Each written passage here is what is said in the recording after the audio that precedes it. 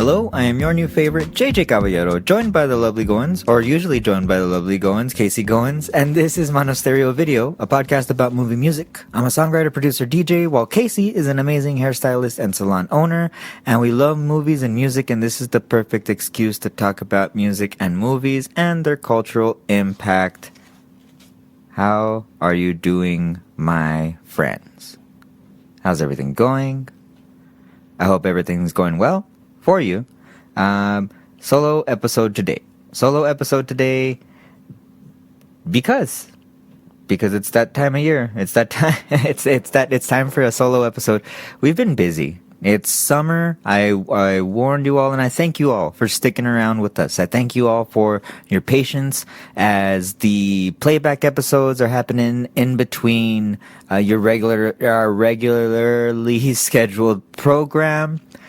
The last episode we recorded together, I want to just push this, is the cult film, the UK cult rave film, Human Traffic. It's an amazing film. I'd never seen it before.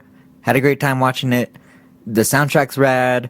It's about a moment in time. We had a great time talking about that movie. It was a very cool episode. You should go back and check that episode out. I was very proud of that episode, and I don't think I pushed it enough, so check out that episode. Check out the Human Traffic episode. But today, I am doing a Monster of the Week, where I'm talking about some movie news. As well, I'm going to watch some things on YouTube and have some reactions to stuff. And then we're going to get going, and we're going to let you go on with your day. But I thank you very much for your support, for your continued support, for your continued patience, because, like I was saying, summers are busy. As well, I got a couple of day jobs, and we're busy. We've been busy. So thank you. Thank you for bearing with us as our schedules have shifted around and as we're working through stuff and still trying to keep the show on time. Now, the show's here. I'm going to do it regardless. I love doing it. I'm having a great time. Even if there's a couple of weeks where I have to post like replay episodes or I haven't done a Grandes Éxitos episode in a while, and I've been wanting to do one. I need to edit one soon. As well, update on Patreon stuff, content. I'll have that out for you all. But for those of you who are subscribed to the podcast for the Patreon for free, I hope you're enjoying it. I hope you're having a good time. I know that like Spotify and some of the other DSPs do ad insertion automatically. I mean, I have no control of that. On our Patreon, though, there's no ad insertion. On our Patreon, you can listen to full episodes and the full show for free, because on the DSPs, they're cutting the show off like they're cutting off like the first like 75 to 100 episodes or something of the sort. So yeah, that's kind of wild, but it just is more incentive to subscribe to the Monostereo Video Patreon and get updates when the new episodes come at you, updates in your inbox as well. You'll have access to the full show, so you can listen to all of the Trent Reznor, Atticus Ross episodes, all of the Twilight episodes, all the early stuff, the early stuff that really define how we're going about the show and what we're doing here and the project of the show, which is like awareness of this music, preservation of this music and these films and of the art form of film and music and how they tie together and how they bind together. The soundtrack, the art form of the soundtrack. It's something that, you know, I don't know. It's up and down. People are doing cool things. The next episode that we got planned, Casey and I have planned, the soundtrack's very creative. It's super cool. We're very excited. We've been wanting to do this movie since we saw it in the theater a few months ago. Wink, wink. If you've been a long-time listener, you'll know that we've kind of mentioned it a few times and said we're going to do it, but we haven't done it yet. So we're going to do that one for our next episode together. listen out for that. Listen out for that for sure. So yeah. I mean, we're here to talk about music and movies and how they tie together, their cultural significance at that moment in time, like the human traffic episode, which was something that I wasn't privy to until like recently, and I feel like I don't know if I missed out on a moment, but I do feel like I would have had some more years of watching this movie, and like it would have been up there with like me rewatching and having fun watching Hackers or Train Spotting, things like that. So go back, listen to the human trafficking episode. All right, we are gonna talk about some music news.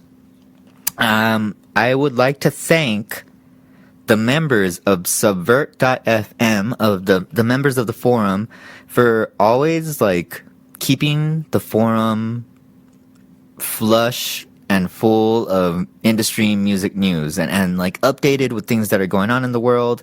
It's very cool. If you haven't joined some Subvert.fm yet, go to Subvert.fm, check it out. If you're a musician, a producer, a small record label owner and stuff, and you're looking for a new outlet for your music that's independently owned, it's owned by the members, it's a co-op that is owned by the members of the platform itself. I'm a member. I'm an active member. I post music on there. You could check out the JJ Caballero y Los Sueños EP, as well as my latest single, Bad Guy Hair, up on Subvert. But I'm not sponsored by them or anything. It's just I'm part of the co-op. It's a co-op, and we want to support each other, and we want to push the platform forward because it's artist owned, artist led. The discussions on the forum that are happening are pretty deep. We people discuss with the mods and with the developers very deep things. So know that this platform is out there with the best interest of the artist and the listener in mind. So check out Subvert.fm. That's a plug that I don't need to do. I'm not sponsored by anything. Well, I mean, I'm part of it. So I am part of something. And if you want to be part of something, check it out. There's some great music on there. The Mars Volta. I just saw the Mars Volta posted their stuff up on Subvert, which I like to think that I had a little part of. Shout out to my homie. Shout out to the homie. I want my bleep his name. I'm not gonna say his name, but shout out to the homie. Recently saw the homie. My condolences to him and his family for the loss of their grandmother. Yeah, that's a little. Maybe I'll come out with that one day. Maybe the homies will be guests. We've spoken about it before. All right. Anyway, I got on to that because Subvert also has a member forum that you can just actively talk on, and that's where I found most of this music news. So this comes from July 22nd, from a website called Music Ally. This is written by Sonia Chien. SoundCloud acquires independent-focused music service Nina Protocol after shutdown. Now, a quick thing. Nina Protocol was, maybe still is, but definitely was a newer platform where artists could join, post their music. It was full of a lot of electronic artists and ambient music and library type music up there. It was also blockchain based, and they've had some trouble recently. They were shutting down because of let me read some of this. So last month, independent music streaming service Nina Protocol announced that it was shutting down, admitting that it had been unable to find a revenue strategy that would give Nina a path to sustainability at its current size. Like I said, it was based around blockchain technology at first when I was starting to be involved, which isn't inherently a bad thing. I know people hear blockchain, crypto, and Bitcoin and such, and they have a bad taste in their mouth because, they should. It's been very corrupt recently. The institutions have gotten a hold of it, yada, da, da, da. But the technology that has, developed from it or what have you, It is essentially just a ledger and a pretty transparent way to transfer funds directly and see where those funds are going to. And I always found that using the blockchain as an independent musician would be very beneficial because you could essentially establish like independent contracts on your songs and just like be able to manage the royalties themselves, be able to find a way to like share the coins, and it's a whole thing. But Nina Protocol, I think, had this same type of mentality. Now, today of development, SoundCloud has acquired Nina Protocol, with CEO Elias Seaton praising its founders for creating an incredible platform by putting independent artists, scenes, and communities first. Our priority is to honor what they've created, added Seaton. Together, we'll help more independent artists build deeper relationships with fans, unlock new ways to earn, and access the tools they need to grow sustainable careers on their own terms. So what will the acquisition look like exactly for SoundCloud, for Nina, for the artists who are using the latter? Here's what we know so far. So, SoundCloud will be giving Nina artists the option of joining its platform with their data intact, including bringing their music content, followers, and creative work to the platform via a streamlined migration process. And some of these artists might already be in the SoundCloud ecosystem, so who knows what's up with that. They're working on direct-to-fan monetization, promotional tools. I know SoundCloud has really upped their game as a distributor, and they're working to try to be somewhat of a hub for the DIY artist. So let's see what develops out of that. It doesn't seem nefarious so far. I know that there's a DistroKid acquisition happening that does seem nefarious because it is held by private equity, which, if you read through everything in the forum of Subvert, you'll notice like that's a very common thread in people's discussions, is that they don't want private equity involved in any of this stuff. So you can trust that Subvert is not held together by any private equity. Okay, so let's see. I don't know what's happening with this Nina Protocol thing. We'll see what happens. Alrighty. Next story. Spotify's AI problem is so bad, random people are stepping in to track the slop. This is from 404 Media, and it's somewhat related to what's happening with Nina Protocol, in that, Subvert as well, and these other platforms such as Bandcamp are working hard at combating the use of AI and AI music for reasons like this. So Spotify's AI problem is so bad, random people are stepping in to track the slop. This is written by Emmanuel Mayberg from 404 Media, which is a online music magazine dedicated to tech and like what's happening in tech, and more like kind of like a watchdog on tech. Let's see. Spotify doesn't label AI music on its platform, so websites like soullessmusic.com and sloptracker.org do it instead. Cool. Slimedot, a young R&B artist from Las Vegas, currently has over 100,000 monthly listeners on Spotify. In an interview with GQ in May, after sharing an image of herself posing with Drake on Instagram, Slimedot directly denied accusations that she was an AI artist, saying, "The truth doesn't matter these days. People are always going to try to explain something that they don't fully understand and believe what they want." GQ originally credulously published the interview and said it was debunking the AI rumors. Eventually, GQ added a note to the end of the article conceding that Slimedot was an AI avatar, but said that the talent behind the music remains undeniable.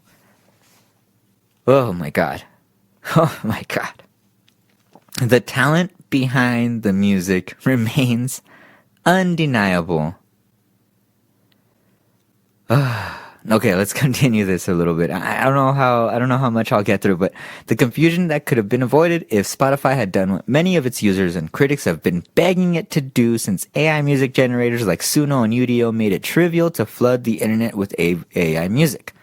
Spotify could flag Slime Dot and other AI generated music on its platforms as such. Other platforms like YouTube already do this. So independent people are doing this. Soullessmusic.com is a database for AI artists hiding on Spotify. No bands, no studios, no soul, just machines and melody. As well, alternatively, people could go to Slot Tracker, where they can upload files or copy paste links to Spotify tracks to run them through a tool which will tell them with varying degrees of confidence whether a song was AI generated or not. Wow. Great. They're doing the good work. This is crazy. This is crazy. There are so many AI artists on Spotify. And this is another reason to not use Spotify. I don't know. Like, I host my music up on that DSP myself. JJ Caballero does. JJ Caballero y Los Sueños. The EP is up now, as well as the Bad Guy Hair single is on all streaming platforms. But I would actually like you to go and check it out on Subvert more. Subvert. Go to Subvert. Go there. Go to Bandcamp as well. But, you know, I just want to bring this up because, like, artists and, like, we've kind of been put in this weird position where, you know, we love doing this art. We love doing this thing that we do. And we consider it art. We consider this thing that we do expression of our insides and our feelings and our moods, and we try to convey that feeling and relate that feeling to any sort of audience that is willing to accept it and maybe identify with it, and that's where we develop our connection, you know, and that's in my opinion, that's like the rewarding nature of being a musician, is like the connecting thing, is like when you play the thing for people or when you play it live with people. I mean, even now as I'm DJing and I'm seeing people dance, like there's nothing like it. It's magic. It's magic. And it's like, it gives me life. And I don't know where I was going with that, but talking up, I mean, AI music doesn't have that type of soul, you know. AI music doesn't have that type of people speak prompts and they hum melodies and they can make entire things, right? But these entire things are also trained off of people like me, people like our music, you know. They're trained in the background. So it's just like these people are giving these generic prompts to this machine that's learned how to do shit from things that have already been done. So everything sounds derivative, nothing sounds out of the ordinary. And I mean, for me, that's where like the hope is, in that like people can spot AI slop kind of quickly. Even like Timberland, like his AI slop, like kind of Fela Kuti, this style album, like, oh my God, that's a whole other thing. But, you know, these are things that I feel are indicative of the fact that capitalism and especially in the stage that we're at is all consuming, and, you know, the powers that be are trying to undervalue the things that we do. Even as an artist, it's hard to commodify it yourself, but you can engage in commerce. You know, you have to engage in commerce. You have to, like, you can be the means of your own production. That's what I am. I'm the means of my own production, and I engage with the public. You know, whether it be producing a song for somebody and working on things like my friend Jules, whose song "Cemetery Drive" should be out soon. Anyway, but, you know, I can produce for other people. I can produce for myself, push that stuff out there as like a product, and people can purchase it if they'd like, or they can attend my shows, or they can go out and see me DJ. and that's how I engage in the commerce of my work. But that's no, that for me, that adds value to what I could do, and it's got value to it. And I think things like this are cheap, are cheap mockeries of the thing that we actually do.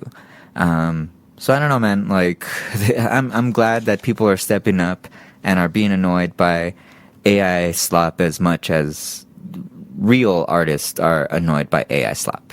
Love it. Love that is happening.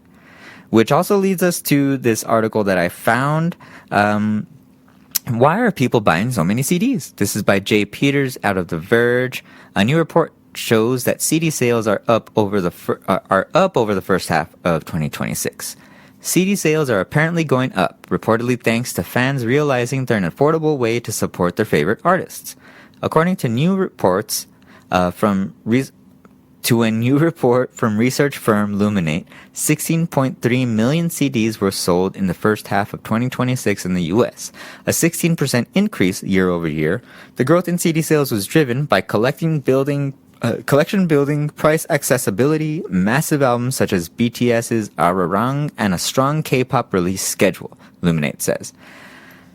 Shout out to the Mono Stereo Video Store. You could check it out in the links below on all of our links. The Mono Stereo Video Store, physical media all day, baby. We got CDs up there. We got records up there. We got books up there.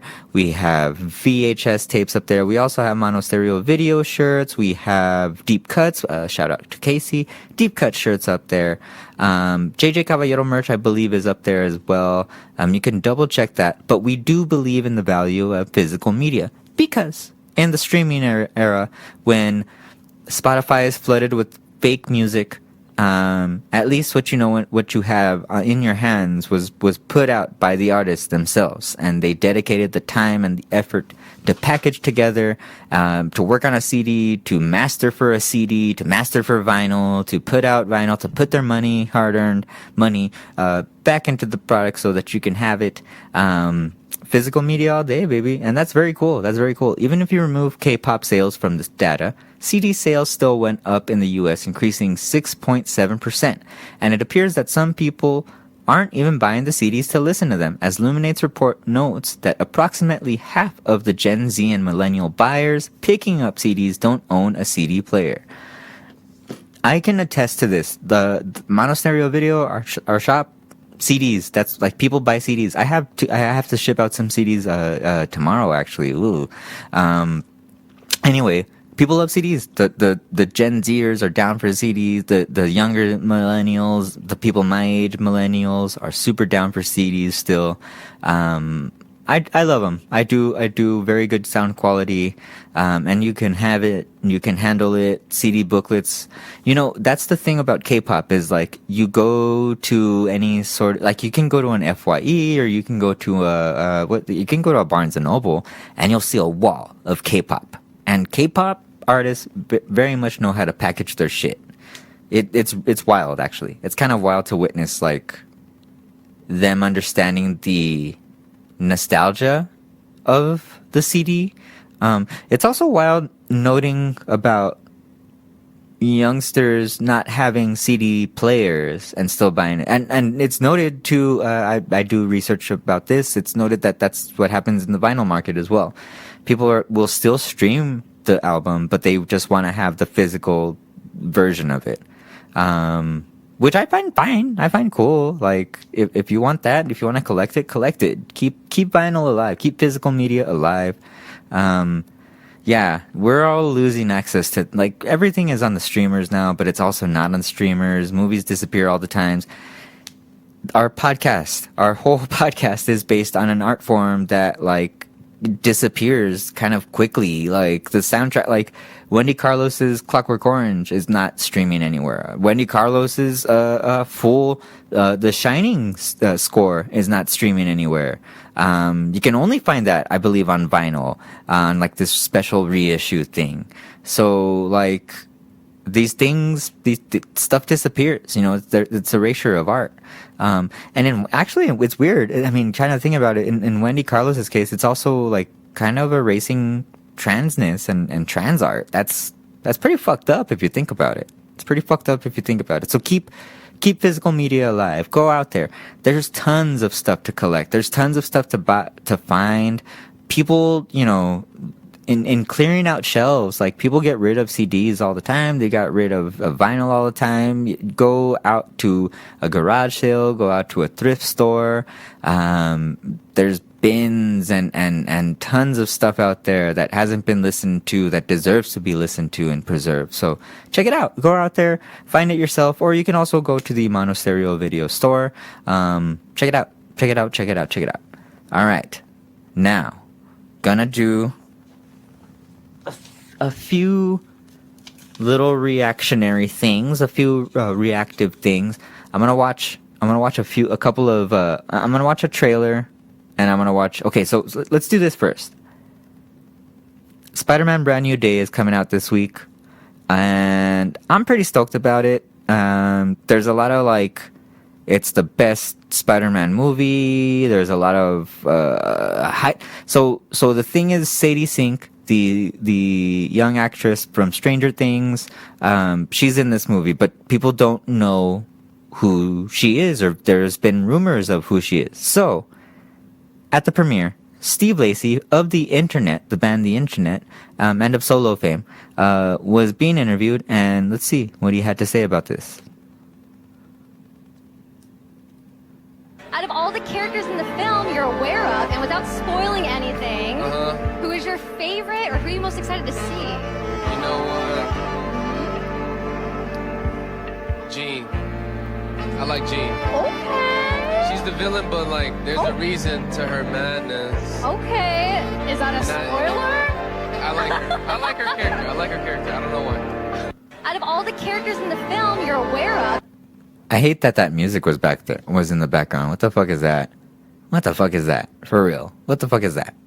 Anyway, so I don't know about this one. So I'm looking up Spider-Man Brand New Day on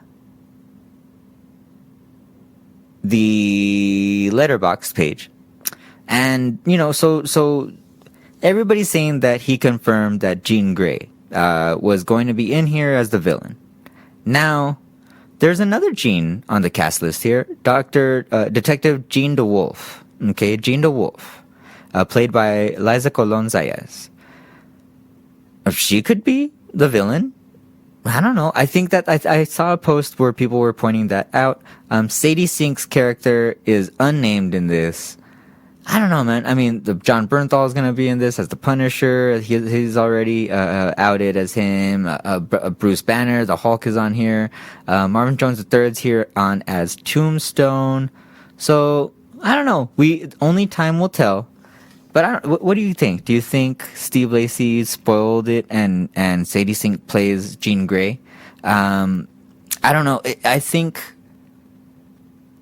this whole multiverse thing, this whole the mutant saga's coming up. They're integrating the properties that they purchased from Sony, so X-Men are being brought into the fold fully with this movies in particular, with these next few movies in particular. So it might be Jean Grey. Is she playing a villain? Is it a young Jean Grey as her powers are developing as the Phoenix? Only time will tell. But speaking of the Avengers, let's check this out. Let's check out the Doomsday trailer. I don't think I've watched this with the sound on it. Yeah, I don't do that. Okay, so we're here. Hold on. We're stuck. Xavier School for the Gifted. Love it. I love the X-Men movies. Something's coming. Okay, Professor X. All right. So is this Robert Downey Jr. speaking? He's done. We should be faced with an unthinkable decision. So that's Dr. Doom, baby. I've been waiting for Dr. Doom. I've fought with many warriors in my time. They were far stronger. then all of us. Okay. All the new Avengers and the Fantastic Four and Thor, Namor, Facing enemies and threats Black Panther. that scared me far less than this one. Cyclops and Gambit and Shang-Chi. Oh shit. Everything that they sacrifice will be for nothing. Loki's out here. Loki's out here. Okay, the Thing. Alright. Put aside your petty squabbles. Rebecca Romaine Stamos, bro. Presume nothing except this. Magneto, bro. If you return, Damn, they're old. you will return as brothers and sisters. Alright, Captain America. But mark my words.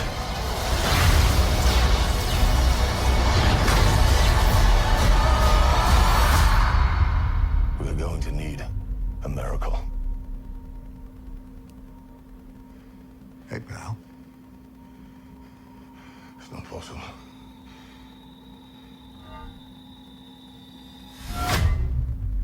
Oh, Steve Rogers is back, baby.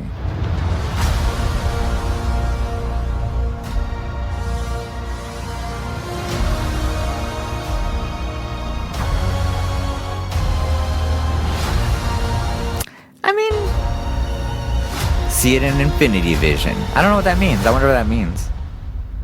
12/18/26 is Doomsday. Okay, so December. I'm gonna watch it. They are releasing a Endgame extended edition.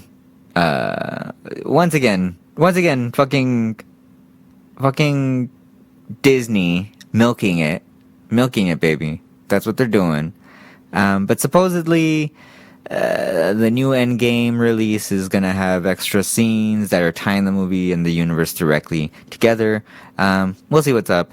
There's been a bunch of movies in between all those. There's like Shang-Chi. We saw some of that stuff. It's hard to keep up with. It's a lot in all actuality. But the Spider-Man, we're stoked for Spider-Man. I'm stoked for Spider-Man. I hope he comes out in Avengers Doomsday.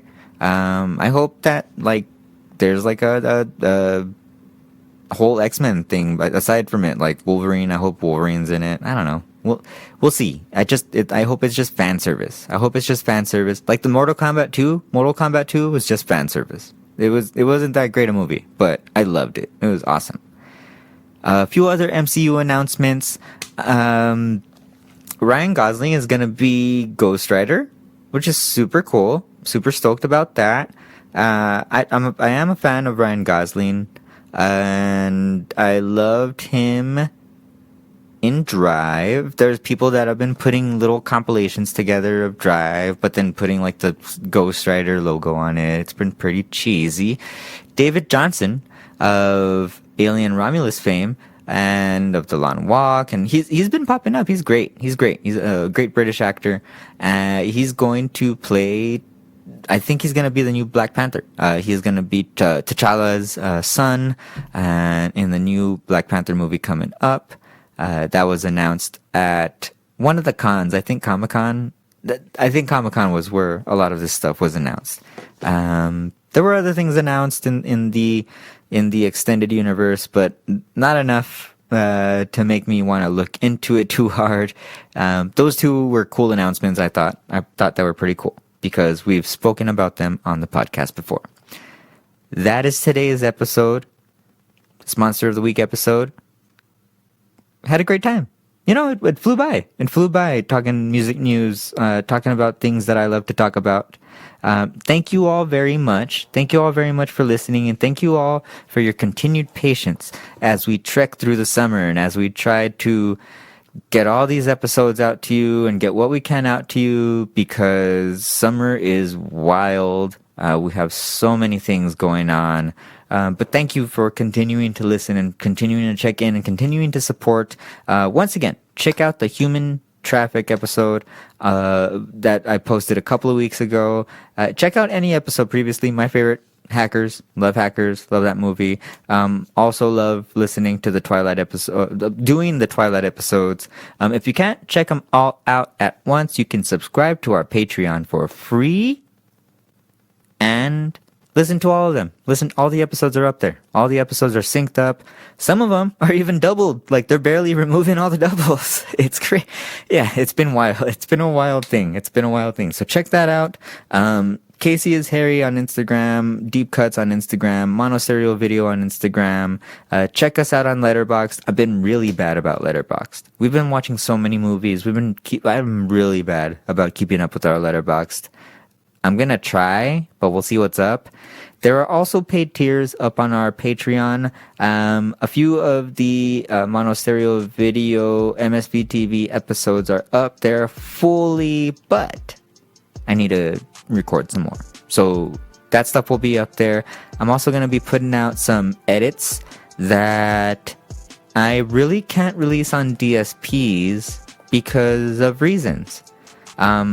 But I'm working on those edits, and I'm using them in my DJ sets, and you can get some exclusive edits on my Patreon. So I'm gonna upload those very soon. Check all that out.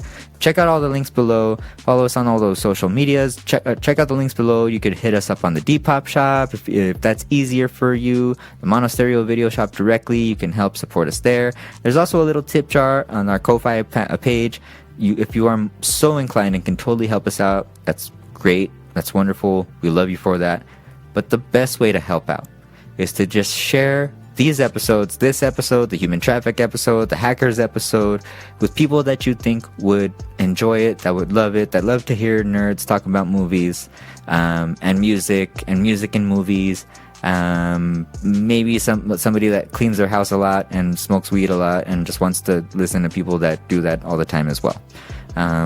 Yeah, that would totally help us out. Just spreading the love on the show.